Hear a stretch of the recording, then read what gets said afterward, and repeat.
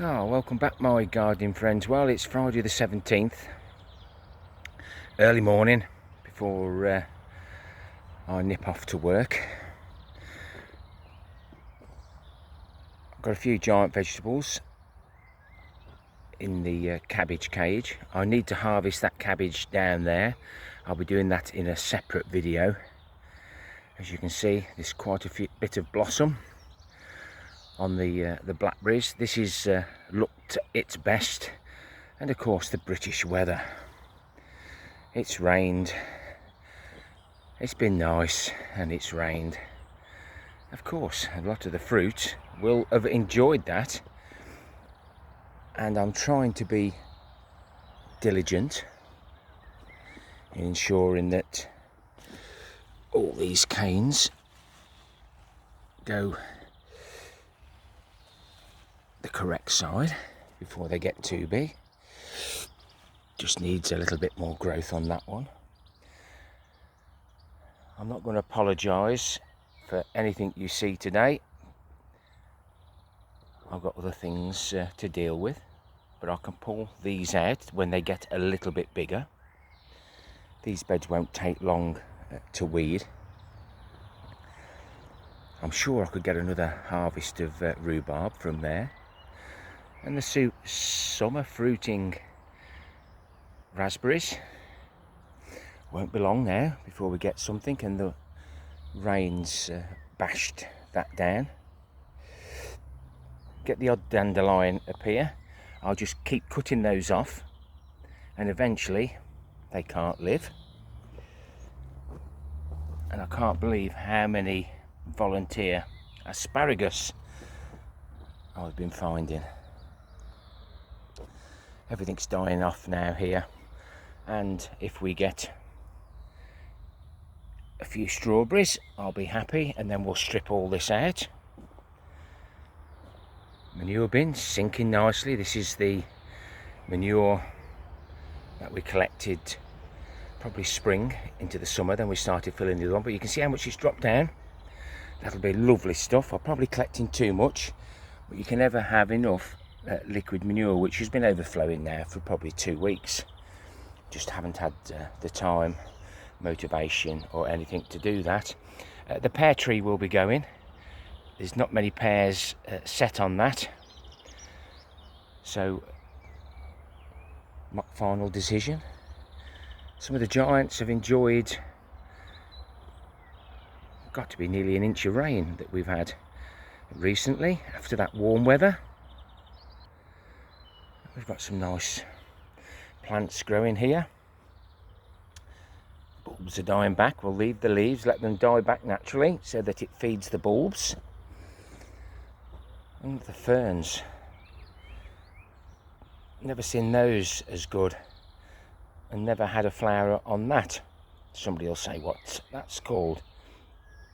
And the lilies, they looked absolutely beautiful in that sunshine we had a few days ago. Look at them now.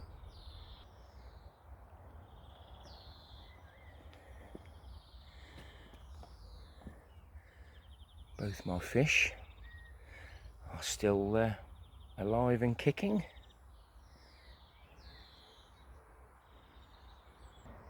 The alpine strawberries do seem to take a long time to get going. I've got a few spares.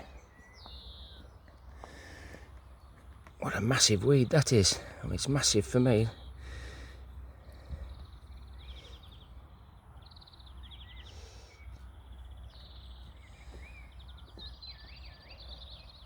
Finish that off another day. I've taken some comfrey from the front and the back, left a few flowers for the bees, and put all of that into that bin there. And once the juices start to flow, they will continue to flow. I got 2 of those containers last year. They're 10-litre AdBlue containers, washed out, and I would imagine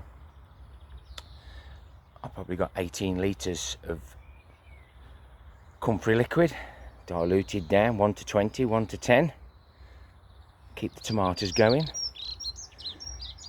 And this rain has helped the strawberries for now, but if we continue to have rain, they'll just rot off. You see the moisture's being kept in there. I weeded all that before, but hey ho, we'll weed it again before we plant. Got a volunteer tomato there. Not got time this year to mess about and flaff about trying them, but this is ready to plant. I'm glad I left everything in situ this time. Just got 1 or 2 canes to tie up there. Plenty of leaf mould left. That to the right was 2022. Didn't collect any in 23. And that's 2021. 25 1-ton bags. Well worth doing. Well, the celery certainly won't dry out. I'm taking these tubes out. I was told that they're not needed that deep because celery has roots stick relatively close to the surface. Use those pipes elsewhere. I'm glad I put this mini walking greenhouse up.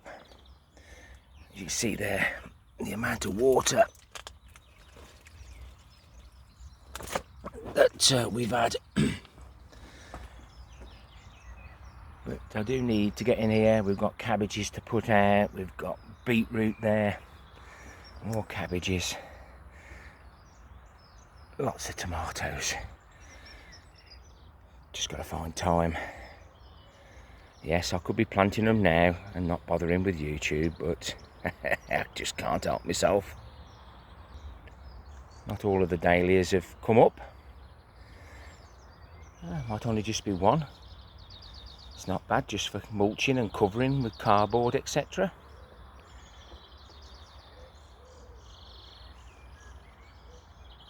Lovely, lush and green. I treated those to some log ashes and some liquid manure over the winter months.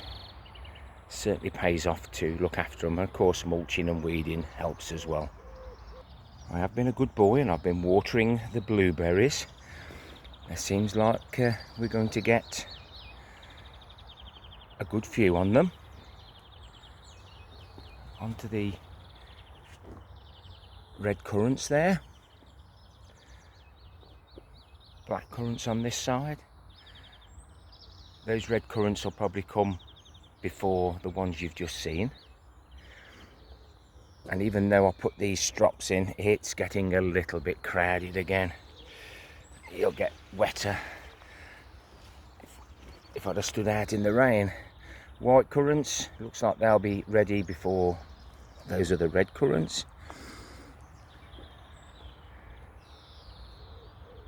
Gooseberries, guzgogs, coming on nicely. And the blueberry that's in the ground, that looks even better. And it won't be long before we're picking some of the summer fruiting raspberries out of the fruit cage. All these fruit bushes need protection from the birds. I will be giving these a watering with comfrey.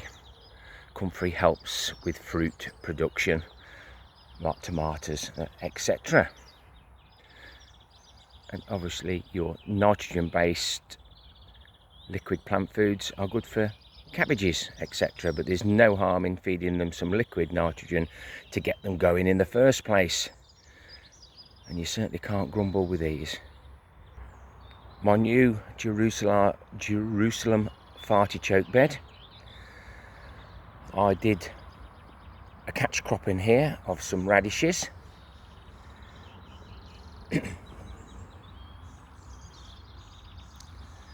And spring onions. These were my first ones that didn't germinate very well, but we've got a few. So I'll be doing a separate video on that little harvest.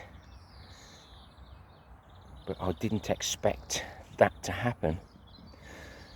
The salad mixed spicy leaves, and by gum they are spicy. And that one can't be spicy enough because the slugs I did notice earlier Middle of the screen there, look, Mr. Slug. Hand picking at this time of the season is the best thing. Putting them out in the open, the birds can get them. Obviously, if you've been feeding them slug pellets, you don't want the birds to get them then, because it can affect them, good or bad. Some Iron Man there still need to be sown. A bunch of weeds there that need pulling out. I'll turn me back on the asparagus. And I'm also being diligent in trying to keep the ferns that side. Wildlife love the ferns. These are the potatoes for the challenge, super soil. Still in the same place. Some of the compost is still in the same place. I'll do what I can.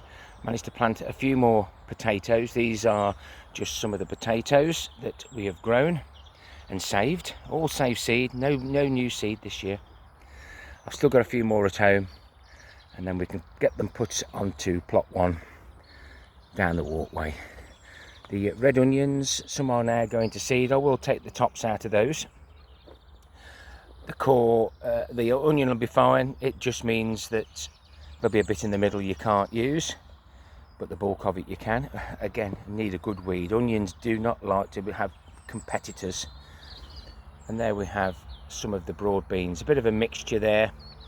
I'll drop the seed tray on the floor so they all got mixed up. We can tell there the crimson ones, but once they get pollinated, you don't always get that seed come back. But isn't that nice just to have a little bit of difference?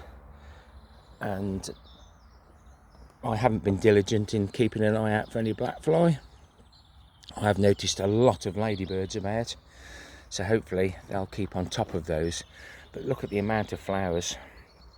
The crimson broad beans are a smaller pod, but bar gum, a nice tasty bean. I haven't managed to find time to sow any carrots in here. I did take some more carrots out of here. Most of them were rotten, but I still found enough to keep Skylar happy and myself while we're alone at home. And the scapes now on here need harvesting. They make a nice tasty little meal. Still no further with this bed. We've got to plant the cabbages in there. Giant beans, giant long beans in that one. Cobra there. Liberty there. With a lot of liberty. Firestorm here, and I think there's a couple of starlet on this side. Just 2. Obviously, when I'm harvesting for seed, I need to trace the bean up the plant to make sure I get the right ones. Diligently watering these while we had the dry spell, and this bed of bright lights, bull's blood beets and rainbow chard growing nicely. We'll have a harvest of those when we get that catch crop. These walking onions are amazing to look at. They start off in there and they start to develop, and that's what would happen in nature. They drop down, root down. That's why they're called walking onions. The opria, the extra pongos that we put in at the front have all come. I might take some of the old ones out, or I might just say get on with it. Nick the gardener, his Henderson snow peas are started to climb, and I'm trying to be diligent in keep sowing the radishes. I've stopped putting dates on them because I know what they look like. And if they ain't ready, they ain't ready. Giant potatoes been attacked by slugs, but we'll see what happens. Everywhere I go, I get wet legs or wet chest. Last year's golden gourmet shallots, they're just now going to seed, so we'll have a lovely heads on those, and I will save the seeds, and hopefully I'll have some golden gourmet shallots to grow next year. There's a lovely weed there that needs pulling out. This won't take long to weed, but I just struggle with time. This is the first bed. Was it? No, you haven't seen this one. Again, we just put a few slug pellets in the bottom, and there's no slugs about. Try and get a mixture of lettuce, and I'll start harvesting the leaves. Second sowing of carrots, the Chantenay red core, and we've got these here. Those are the new seed, and these were the old seed. And I do try, honest. You know I do.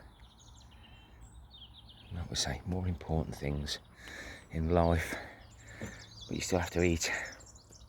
Again, once the scapes have been harvested, we'll let them go, then we'll harvest the garlic and get something else in there. There's the spare radish, spare celery, and we know it tastes all right because I did a little taste test and an excuse me moment. Potatoes, these are my new potatoes, the ones that we have actually sown in February the 24th. Swift, do like Swift as an early. They're growing really well in the Spider Farmer grow bags. Link for those in the description below, with everything else that my sponsors have kindly sent me. They are in different stages of growth because I stacked them on top of one another, not realising that they were going to grow so quickly. Irrigation is working well there, and the plants outside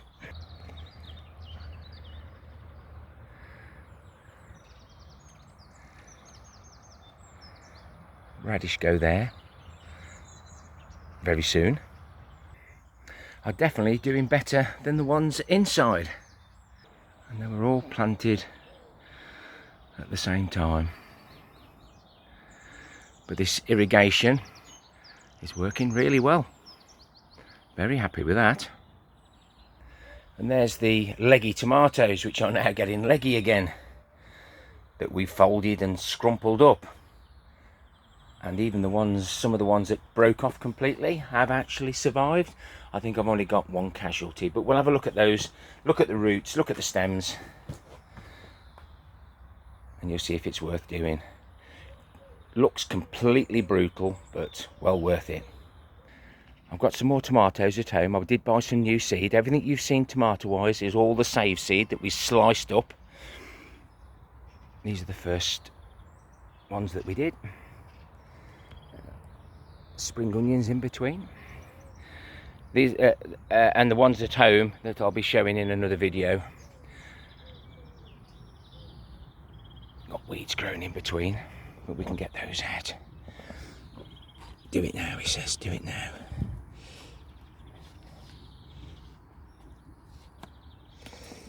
Dirty fingers. But certainly running low on compost.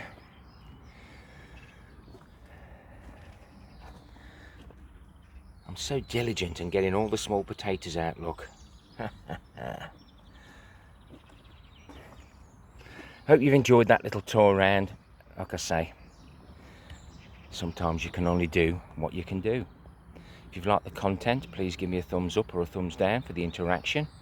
Leave me a comment, join in with the comments, give the comments a thumbs up. And I will pin a comment or two. And why not consider subscribing?